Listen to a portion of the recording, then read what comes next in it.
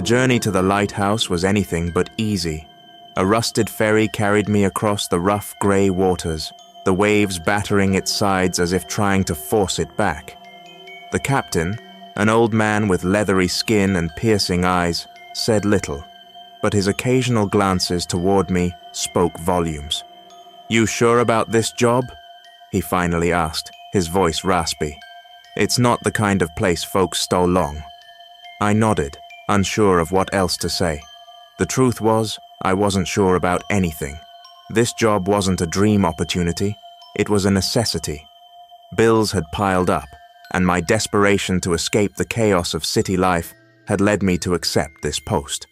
A remote lighthouse on a rocky island seemed like the perfect way to reset. The lighthouse came into view as we rounded a jagged cliff. It was taller than I expected, a pale tower, rising defiantly against the stormy sky. Its paint was chipped, and its windows were dark, but it had a presence that demanded respect. At its base was a small keeper's cabin, weathered by years of salt and wind. The captain docked the ferry with practiced ease. As I stepped onto the rocky shore, he handed me a bundle, a set of keys, a flashlight, and a folded sheet of paper. "The last keeper left this for you," he said, his tone neutral. "Said it was important." Before I could ask more, he tipped his hat and pushed the ferry away from the dock. I watched him disappear into the mist, leaving me alone with the roar of the waves and the towering lighthouse. The cabin was sparse but functional, with a small kitchen, a cot, and a desk, cluttered with old logs and charts.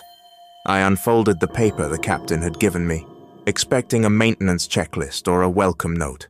Instead, it was a list of rules, typed neatly in black ink. Always light the beacon by sunset. Never look directly into the light. Ignore any sounds from outside between midnight and dawn. If the light goes out, relight it within 60 seconds. Do not answer the door after dark, no matter who is knocking. At the bottom, scrawled in shaky handwriting, was an additional warning. Break the rules, and you won't live to regret it. I frowned, reading the rules again. They sounded more like superstitions than actual instructions. Still, the lighthouse was old, and I assumed the warnings were to ensure the beacon remained operational. I placed the list on the desk, telling myself I'd follow them, even if they felt absurd. The sun began to dip below the horizon, painting the sky in streaks of red and orange. I climbed the narrow staircase inside the lighthouse, the metal steps groaning underfoot. At the top, the beacon stood like a sleeping giant, its glass panels smudged but intact. I followed the instructions I'd been given during training, lighting the beacon and watching as its powerful beam cut through the gathering darkness. For a moment, I felt a sense of accomplishment, as if I were keeping the world safe from the chaos of the sea. But as the first stars appeared in the sky, a chill crept over me. The lighthouse seemed different in the dark, its walls heavy with shadows that shifted with the flicker of the light. The cabin below felt impossibly far away, and the vast ocean seemed to press closer. I descended quickly, locking the lighthouse door behind me. Back in the cabin, I placed the flashlight by my bed and tried to sleep, but the rules played over and over in my mind, each one raising questions I couldn't answer. Why couldn't I look into the light? What sounds was I supposed to ignore? And who or what might knock after dark? As I lay staring at the ceiling, I realized this job might not be as simple as it seemed. The first night passed without incident, but it wasn't restful. The wind howled relentlessly, rattling the windows of the cabin, and the waves crashed against the rocks with a ferocity that seemed unnatural. When morning finally broke, I felt like I'd barely slept at all. I busied myself with maintenance tasks, inspecting the lighthouse's mechanisms and cleaning the lens of the beacon. The work was straightforward but demanding, and it kept my mind off the rules sitting on the desk back in the cabin. By the time the sun began to set, I was too tired to question their purpose. I climbed the spiral staircase to the beacon room and lit the light as instructed, watching as it pierced the growing darkness. The golden beam swept across the sea in a slow, rhythmic arc, illuminating the jagged waves below. Satisfied, I locked the lighthouse door and descended to the cabin. The night was quieter than the first, and for a while I thought I'd settle into a routine. But around midnight, the silence began to change. At first, it was subtle, a faint, rhythmic tapping against the cabin's windows. I tried to ignore it, chalking it up to the wind, but the sound grew louder and more deliberate, like knuckles rapping against the glass. Rule 3. Ignore any sounds from outside between midnight and dawn. I stayed still, my body tense, listening as the tapping moved from one window to another. It stopped abruptly, replaced by a soft scraping noise, as if something was dragging across the outer walls of the cabin. My heart rasped as I clutched the flashlight, its cold metal casing grounding me. The scraping stopped, and the silence that followed was heavier than before. I forced myself to breathe, counting the seconds until dawn, but the night wasn't done with me yet. At exactly 2 a.m., a new sound broke the silence. A distant knock at the lighthouse door. 3 knocks, slow and deliberate. I froze, the rules flashing in my mind. Do not answer the door after dark, no matter who is knocking. The knocking came again, louder this time, and my grip on the flashlight tightened. My mind raced, searching for rational explanations. Maybe it was the captain, returning for some forgotten reason. Maybe it was another keeper, someone who hadn't been mentioned in my briefing. Or maybe it was something else entirely.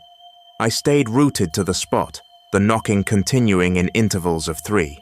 Each knock reverberated through the cabin, louder and more insistent, until it finally stopped. The silence that followed was unbearable, filled with the tension of what might come next. I didn't sleep that night, my ears straining for any sound, my eyes fixed on the door. When dawn finally arrived, the light streaming through the windows felt like salvation. I stepped outside cautiously, my boots crunching on the gravel path. The wind had calmed, and the sea was a dull gray under the morning sky. The lighthouse door was unmarked, no sign of anyone or anything having been there. But as I walked back to the cabin, I noticed something that made my stomach churn. Faint, wet footprints leading from the water to the lighthouse. They ended abruptly, as though whoever, or whatever, had made them had vanished into thin air. The footprints haunted me for the rest of the day. I scrubbed them from the gravel path, but their image remained seared into my mind. Wet, deliberate, and impossibly precise, they started at the shoreline and ended at the lighthouse door, as if something had emerged from the ocean and disappeared without a trace. As the sun began to set, I forced myself to focus on my duties. I lit the beacon, watching as the powerful light swept across the sea, and locked the lighthouse door behind me before retreating to the cabin. The list of rules sat on the desk, its presence heavier than ever. The knocking from the night before replayed in my mind, each slow, deliberate knock sending a chill down my spine. I couldn't help but wonder, what would have happened if I'd opened the door? That night, the tapping on the windows returned, faint but persistent. It was easier to ignore this time, though it set my nerves on edge. But at exactly 1 a.m., something happened that I hadn't prepared for. The beacon went out. The light stopped mid-sweep, plunging the rocky coastline into darkness. My stomach dropped as I scrambled for the flashlight, Rule 4 flashing in my mind. If the light goes out, relight it within 60 seconds. I bolted out of the cabin, the wind tearing at my clothes as I sprinted toward the lighthouse. The metal staircase inside groaned under my weight as I ascended, my breaths coming in ragged gasps. By the time I reached the beacon room, my hands were trembling. The mechanisms were still in place, but the flame had died completely. I worked quickly, my training kicking in as I struck a match and reignited the light. It flared to life, illuminating the room with a warm glow. The sweeping beam resumed its arc, cutting through the stormy night. Relief washed over me, but it was short-lived. As I turned to descend the stairs, something caught my eye through the glass panels of the beacon room. Out on the water, just beyond the reach of the light, a figure stood on the waves. At first, I thought it was a trick of the light, a shadow cast by the moving beam. But as the figure stepped closer, its outline became sharper. It was tall and gaunt, its limbs unnaturally long, and its face was obscured by a dark hood. It didn't walk so much as glide across the surface of the water, each movement slow and deliberate. I froze, unable to tear my eyes away. The figure stopped just at the edge of the light's reach, its head tilting as if it were watching me. The hum of the beacon grew louder, almost drowning out the sound of the storm. Rule 2. Never look directly into the light. I turned away instinctively, but not before the figure raised a long skeletal arm and pointed directly at me. My blood ran cold as the realization hit. Whatever it was, it wanted me to break the rules. I descended the stairs as fast as I could, the sound of the storm growing louder with every step. When I reached the bottom, I locked the lighthouse door behind me and ran back to the cabin, my heart pounding. The knocking started again that night, louder and more forceful than before. 3 sharp knocks, followed by silence, then 3 more. I didn't move, my breath caught in my throat, until the first light of dawn broke through the windows. When I ventured out, there were no footprints, no sign of the figure I had seen on the water. But I knew the rules weren't just suggestions. They were the only thing keeping me alive. The storm hit with full force on my 4th night at the lighthouse. The wind screamed around the cabin, rattling the windows and shaking the walls. The waves crashed against the rocks, sending sprays of salt water high into the air. The light from the beacon swept through the chaos, cutting across the angry sea in rhythmic arcs. I had thought I was prepared for the isolation, for the oddities of this place. But the events of the past few nights had worn down my resolve. The knocking, the tapping, the figure on the water, each had chipped away at my sanity, leaving me on edge and sleep-deprived. The night began as usual. I lit the beacon, ensuring its steady sweep across the stormy sea, and locked the lighthouse door behind me. But as midnight approached, the unease returned, heavier than ever. The storm outside seemed to carry more than wind and rain. There was something else in the air, something alive. It began with the tapping on the windows, faint and almost drowned out by the storm. I stayed at the desk, gripping the flashlight, refusing to let the fear take hold. But then the light faltered. The rhythmic sweep of the beacon slowed, and the cabin was briefly plunged into darkness before the light resumed. My pulse quickened. Rule 4. If the light goes out, relight it within 60 seconds. I bolted out of the cabin, the rain lashing against me as I sprinted toward the lighthouse. The staircase inside felt steeper tonight, the metal steps groaning louder with each step. When I reached the beacon room, I found the light flickering weakly, its flame struggling to stay lit. As I worked to stabilize the beacon, I felt it again, that oppressive presence. It was stronger now, heavier, as if the storm had brought it closer. I glanced out of the glass panels and froze. The figure was back. It stood on the rocks this time, just beyond the base of the lighthouse. Its dark hood obscured its face, but its posture was different, more aggressive, more deliberate. It raised its skeletal arm again, pointing toward the light, and then toward me. My chest tightened as a low guttural sound reverberated through the beacon room, vibrating through the walls. I turned away from the window, forcing myself to focus on the light. Rule 2 flashed in my mind. Never look directly into the light. but the figure's presence was suffocating, its unseen eyes boring into me even as I worked. Then, the knocking started. It was louder this time, shaking the lighthouse door with each blow. 3 knocks, followed by silence. 3 more. The storm outside roared louder, almost drowning it out, but I could still hear it, persistent and demanding. I descended the stairs cautiously, my flashlight trembling in my hand. The knocking stopped as I reached the bottom, replaced by an eerie silence. I hesitated by the door, remembering Rule 5. Do not answer the door after dark, no matter who is knocking.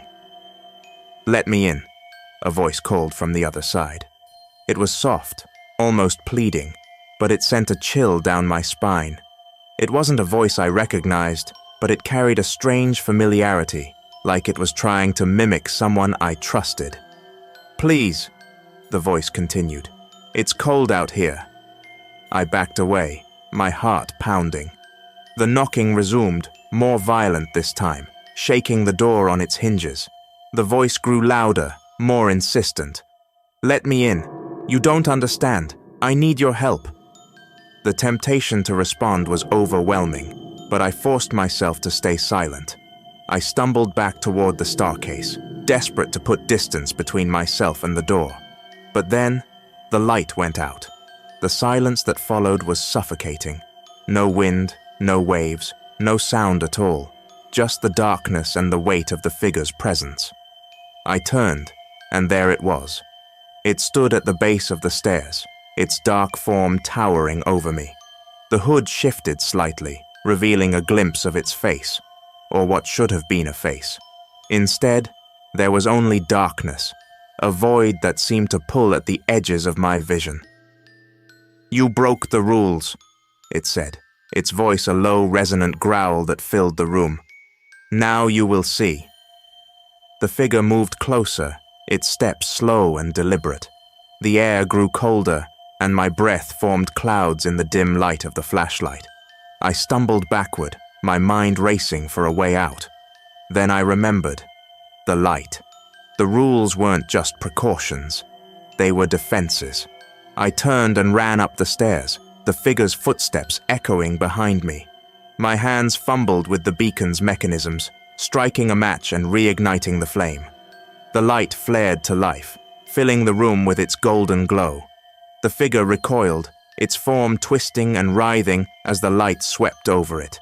It let out a deafening roar, a sound that shook the entire lighthouse before vanishing into the shadows.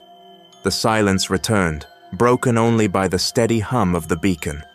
I sank to the floor, my body trembling, as the realization hit me.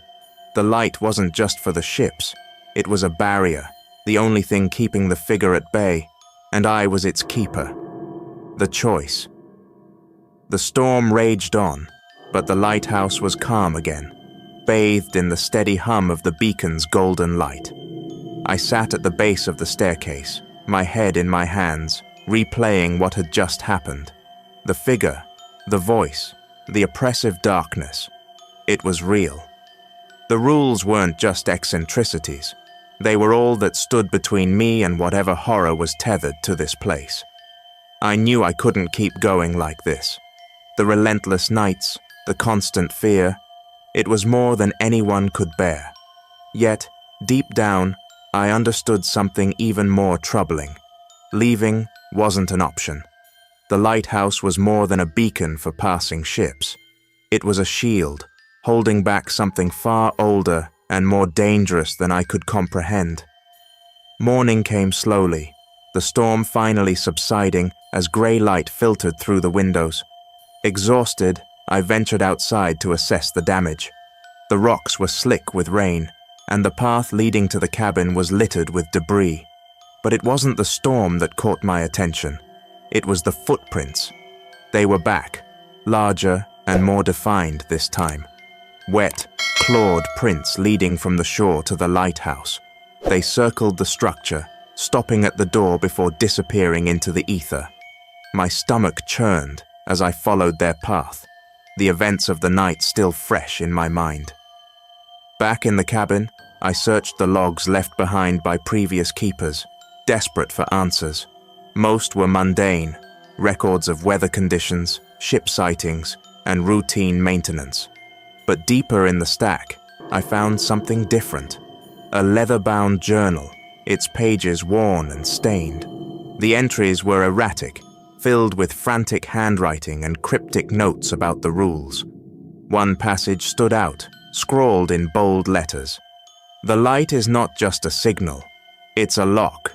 If it goes out, the door opens. If the door opens, nothing will close it again. Another passage sent a chill down my spine.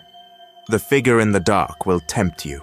It will speak in voices you know, offer you freedom, even salvation. But it lies. Always, it lies. I closed the journal, my hands trembling. The figure wasn't just a presence, it was a force, a manipulator, trying to bend the rules to its will, and I was the only one standing in its way. That night, the knocking returned. 3 sharp, deliberate strikes that echoed through the cabin. Then, silence. I stayed in my chair, gripping the flashlight, refusing to move. "You don't have to do this," the voice said, softer this time. It was my own voice, distorted but unmistakable. "You can leave. You don't owe this place anything." I closed my eyes, willing it to stop, but the voice continued, each word burrowing deeper into my mind. "Why sacrifice yourself for something you don't understand? Let me in. Let me help you." The temptation was overwhelming. Every fiber of my being wanted to believe it, to open the door and let the voice in. But the rules were absolute. I couldn't break them. The beacon faltered again, its light dimming as the storm outside returned with renewed fury. I raced to the lighthouse, my heart pounding as I ascended the stairs. The figure was waiting for me at the top, its form obscured by the flickering light. "You can't do this forever," it said, its voice resonating with an unnatural depth. "The light will fail, and when it does, you'll wish you'd listened to me." I struck a match, reigniting the flame. The figure recoiled, its outline dissolving into smoke as the beacon blazed to life. But its words stayed with me, lingering like a shadow. Back in the cabin, I stared at the list of rules, the weight of my choices pressing down on me. The figure was right about one thing. I couldn't do this forever, but I couldn't leave either. The lighthouse wasn't just my job. It was my prison, and I was its keeper. The next day, I wrote my own entry in the log. "The rules are everything. Break them, and the light will fail. When the light fails, nothing can stop what comes through." The finality of my situation settled over me like the oppressive weight of the storm clouds outside. I had accepted the role of keeper, not because I wanted to, but because I had no choice. The lighthouse was more than a beacon. It was a boundary, a fragile barrier against something far greater than I could comprehend. The days blurred into weeks, each one marked by the same unyielding routine. I lit the beacon at sunset, patrolled the grounds for signs of disturbance, and endured the nights filled with whispers, tapping, and the ever-present knocking. The figure appeared less frequently, but its presence was always felt, lingering just beyond the light's reach. One night, as the storm raged once more, I found myself staring at the journal left by the previous keepers. Their words felt eerily familiar now, their fears and sacrifices echoing my own. Each entry told the same story. The rules were everything. Break them, and the cost was unimaginable. The light flickered again, its steady rhythm faltering for a brief moment. My heart raced as I climbed the spiral staircase, my flashlight casting long, distorted shadows on the walls. The beacon room was cold, the air thick with the smell of salt and damp stone. I reignited the flame, the warm glow spreading across the room. As I turned to leave, I caught a glimpse of something in the corner of my eye. The figure stood on the rocks below, its outline sharp against the churning sea. It didn't move or speak, but I could feel its gaze piercing through the glass. its silent presence a reminder of what waited in the darkness. The next morning, the storm had passed, leaving the island drenched and battered but intact. I ventured outside, checking the path to the lighthouse and the surrounding grounds. The footprints were there again, more numerous this time, their wet impressions leading to the door of the lighthouse. But they didn't vanish as they had before. This time, they trailed back to the sea, as if something had come and gone in the night. Back in the cabin, I noticed something I hadn't seen before. A new entry in the journal, written in my own handwriting. The light is failing. The figure grows stronger. The rules are breaking. I stared at the words, my chest tightening. I didn't remember writing them, but the handwriting was unmistakably mine. The realization struck me like a blow. The figure wasn't just testing the boundary, it was testing me, wearing me down, making me doubt myself. That night, I stayed by the beacon, refusing to leave its side. The storm returned, more violent than ever, and the knocking grew louder, shaking the lighthouse door. The whispers turned to screams, filling the air with a cacophony of voices. The figure appeared again, its form clearer now, its hood pulled back to reveal a face, or the absence of one. It was a void, a blackness that seemed to consume the light around it. "You can't hold me forever," it said, its voice a chorus of overlapping tones. "The light will fail, and I will be free." I gripped the railing of the staircase, my knuckles white. "Not tonight," I whispered, my voice steady despite the fear coursing through me. "Not while I'm here." The figure stepped closer, its presence pressing against the walls of the lighthouse. But the beacon held, its golden light cutting through the storm and forcing the figure back. It let out a roar that shook the very foundation of the tower before dissolving into the shadows once more. When dawn broke, the island was calm. The footprints were gone, and the light was steady. But I knew the battle wasn't over. The figure would return, and the rules would be tested again. The cycle would continue, just as it had for the keepers before me.